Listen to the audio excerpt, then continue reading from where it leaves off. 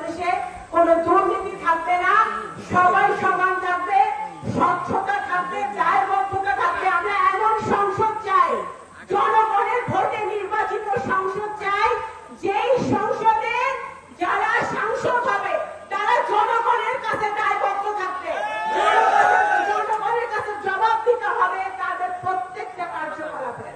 সুতরাং সেই বাংলাদেশ যদি পেতে হয়, আমাদের আগামী দিনে একটি সুষ্ঠু ভোটের ব্যবস্থা করতে হবে। একজন মানুষের হাতে যদি সব ক্ষমতা থাকে, তখন তার টাইমে কি পরিণতি হয়, হাসিনার পালিয়ে যাওয়া থেকে আমরা সেটা শিক্ষা নিয়েছি। যদি ভোট দেন ধানের শীষে, দেশ গর্ব মিলেমিশে, কোন চাঁদাবাজ, কোন দখলবাজ যারা করে তাদের বিএনপিতে কোনো ঠাঁই নাই। এই কথা আপনারা অক্ষরে অক্ষরে মনে রাখতে হবে। একটি কথা পরিষ্কার হতে হবে, ছোট ছোট কিছু দল হচ্ছে, খুবই ভালো কথা, আমরা বহুদলীয় গণতন্ত্রে বিশ্বাস করি। বিএনপি অনেক দল থাকবে, মত থাকবে, সেটাই হচ্ছে গণতন্ত্র। আমরা গণতন্ত্রে বিশ্বাস করি। কিন্তু এই নতুন দল থেকে আমরা দেখতে পাচ্ছি যে একে একে লোকজন পদত্যাগ করতেছে।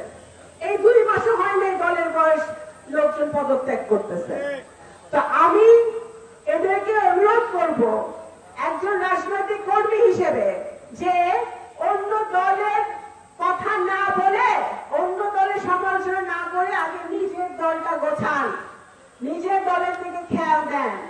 একজন বলেছে RICL TMX, যুগের পর যুগ স্থাপনা থাকে মজবুত। ফেব্রুয়ারি মাসে নাকি নির্বাচন হবে না। বাচ্চা বাচ্চা ছেলে মেয়ে গত বছর যে প্রাণ দিল, রক্ত দিল, কেন দিল? কেন বৈষম্য বিরোধী আন্দোলনে ছেলে মেয়েদের মাঠে নামতে হলো? কেন কোটার জন্য ছেলে মেয়েদেরকে মাঠে নামতে হলো?